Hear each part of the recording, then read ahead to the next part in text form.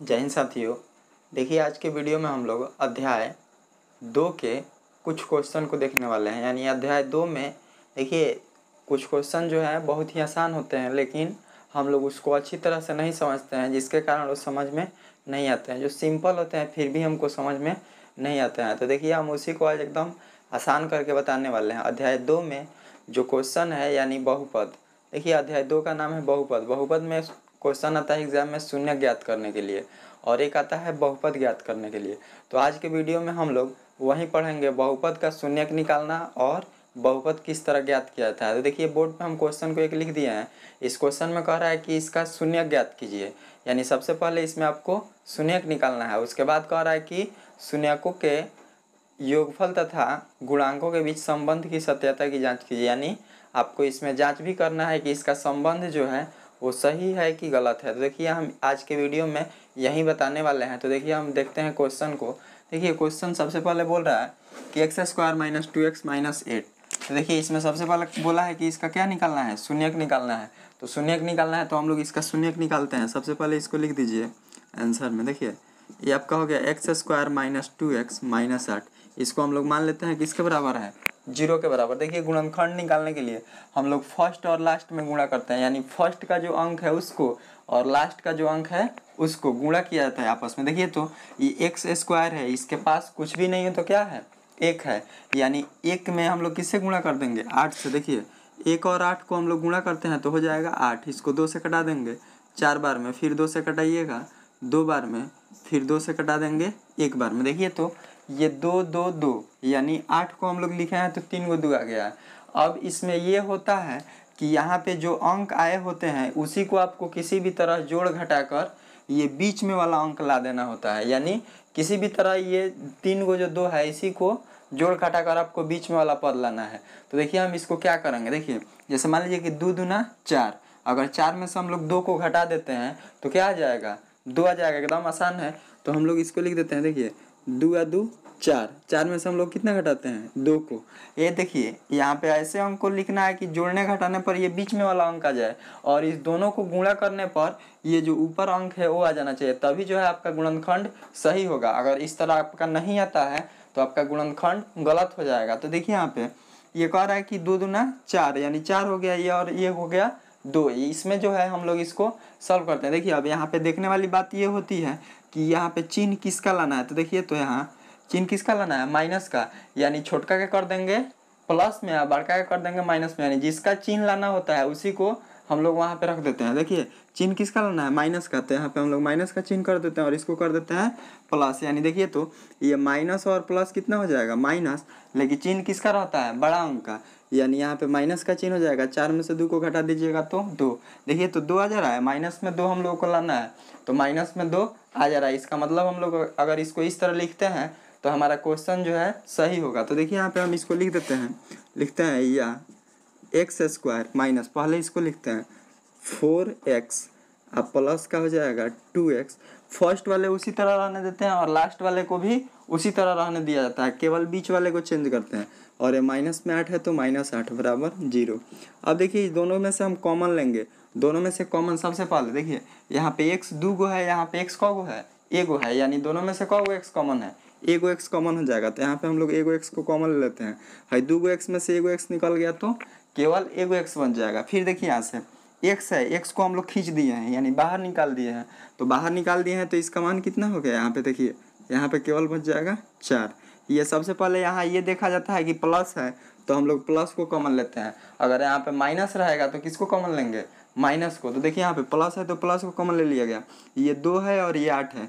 देखिए तो ये 2 है, 2 के पहाड़ में 2 आता है, और ये 8 है, 2 के पहाड़ में भी 8 आता है। इस कारण हम लोग दोनों में से कॉमन क्या लेंगे, 2 लेंगे। और एक आप भाषा समझ सकते हैं कि जिससे दोनों कट जाए, यानी दोनों में जिससे भाग लग जाए उसी को हम लोग कॉमन लेते हैं। तो अगर यहाँ इसको अगर 2 से हम लोग कटाते हैं तो 2 से कट जाएगा। ये 8 है, अगर इसको भी हम लोग 2 से कटाते हैं तो ये कट जाएगा। तो यहाँ पे हम लोग कॉमन ले लेते हैं 2। देखिए तो यहाँ से 2 को निकाल लिए तो क्या बचेगा, केवल x माइनस है 2 से कितना बार में, 2 के पहाड़ा को बार 8 कितना बार में आएगा, 4 बार में। यानी यहाँ पे हम लोग लिख देंगे 4 बराबर 0। अब देखिए जब हम लोग गुणनखंड करते हैं तो कोष्ठ में वाले जो भी अंक होते हैं वो सेम होना चाहिए। अगर सेम आपका नहीं आता है तो जब सेम नहीं आएगा इसका मतलब आपका गुणनखंड क्या है, गलत है। तो ये भी एक कॉन्सेप्ट है कि आप चेक कर सकते हैं कि आप क्वेश्चन सही बना रहे हैं या गलत बना रहे हैं। देखिए यहाँ पे ये दोनों जो है x-4 और x-4 है, यानी आपका क्वेश्चन जो है क्या है, सही है, दोनों सेम होना चाहिए। अब देखिए यहाँ पे जो अकेला अकेला है उसको एक साथ कर दिया जाता है, ये x है और ये 2 है, तो x को हम लोग इसको लिख देते हैं x+2, दोनों को एक साथ कर दिया गया, और ये दोनों के बदले एक को लिखा जाता है, तो x-4 है, ये भी x-4 है, यानी दोनों के बदले हम लोग लिख देंगे x-4 बराबर 0। देखिए हम लोग फर्स्ट वाले को पहले 0 के बराबर करेंगे, फिर सेकंड वाले को। इसका मतलब हुआ ये दोनों बराबर में ना 0 दिया है, इसका मतलब है कि दोनों किसके बराबर है, 0 के बराबर है। तो हम लोग लिखते हैं यदि x+2 बराबर 0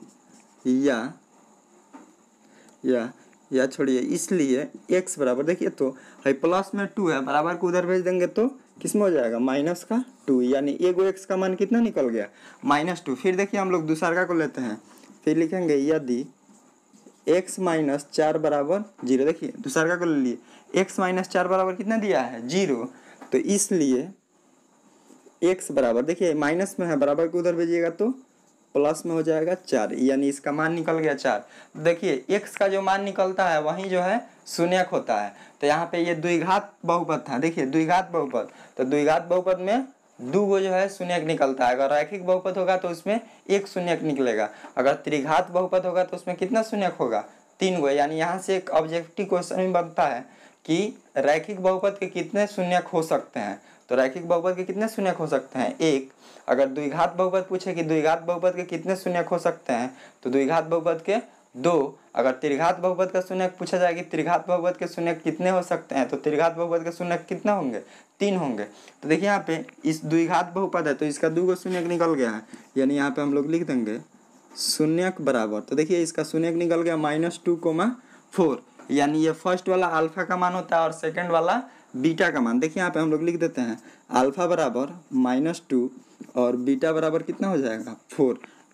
ये आपका हो सकता है कि पहले आप x का मान निकाले हों, तो ये x का मान यहाँ पे अल्फा का मान अगर आपका 4 भी हो सकता है और बीटा का मान 2 भी हो सकता है, यानी आप इसको इधर उधर करके लिख सकते हैं, उसमें कोई प्रॉब्लम नहीं है। अगर आप चाहें तो जैसे मान लीजिए हम बीटा का मान 4 लिखे हैं, तो आप अल्फा का मान 4 लिख सकते हैं। अगर आप चाहें तो अल्फा का मान 2 लिख सकते हैं या बीटा का मान 4, यानी आप जिस तरह इसको मन करे उस तरह जो है लिख सकते हैं। देखिए फिर इसके बाद ये तो हम लोग शून्यक निकाल दिए, अब फिर कह रहा है कि और शून्यकों तथा गुणांकों के बीच की संबंध की सत्यता की जांच कीजिए, यानी हम लोगों को इसके संबंध की सत्यता के बारे में भी जानना है।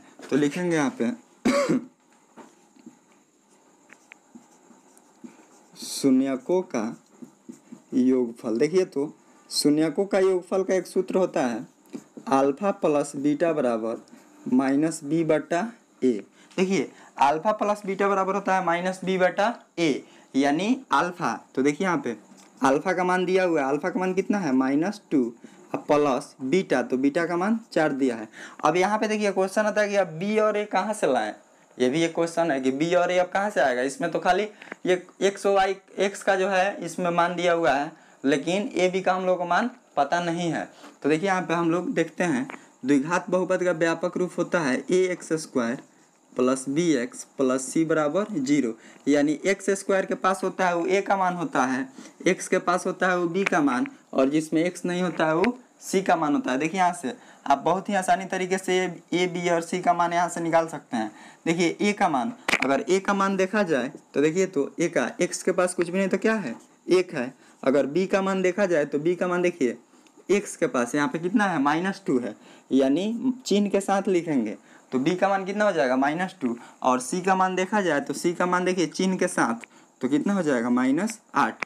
तो यहाँ पे उसी को लिखना है, -b/, है तो सूत्र में माइनस है तो माइनस हो गया। और देखिए b, तो यहाँ पे b का मान इसमें क्या है, -2 है, तो हम लोग इसको लिख देते हैं -2। अब बट्टा में कह रहा है a, तो a का मान यहाँ पे दिया हुआ है 1, तो 1 लिख देते हैं। देखिए माइनस प्लस माइनस लेके चिन्ह बड़ा अंक रहेगा, देखिए इधर माइनस प्लस माइनस लेके चिन्ह किसका, बड़ा अंक का। तो देखिए 4 बड़ा है कि 2 बड़ा है, 4 बड़ा है, तो इसके आगे क्या है, प्लस है, तो यहाँ पे प्लस का चिन्ह रहेगा। यहाँ पे आप प्लस का चिन्ह लिख भी सकते हैं और नहीं भी लिखिएगा तब भी कोई प्रॉब्लम नहीं है। तो देखिए 4 में से 2 जाएगा तो 2 बराबर, ये माइनस और माइनस को गुना कीजिएगा तो कितना हो जाएगा, प्लस हो जाएगा। और नीचे 1 बाटा में 1 से क्या मतलब है, फिर वहीं आ जाएगा। तो लिखेंगे यहाँ पे देखिए, तो ये दोनों बराबर आ गया। इसका मतलब है कि आपका आंसर क्या है, सही है। देखिए फिर इसके बाद हम लोग अब ये शून्यकों का योगफल चेक कर दिए। अब एक होता है शून्यकों का गुणनफल, गुणनफल हम लोग चेक करेंगे। तो लिखेंगे शून्यकों का गुणनफल बराबर, देखिए शून्यकों का गुणनफल अल्फा इंटू बीटा बराबर होता है C/A।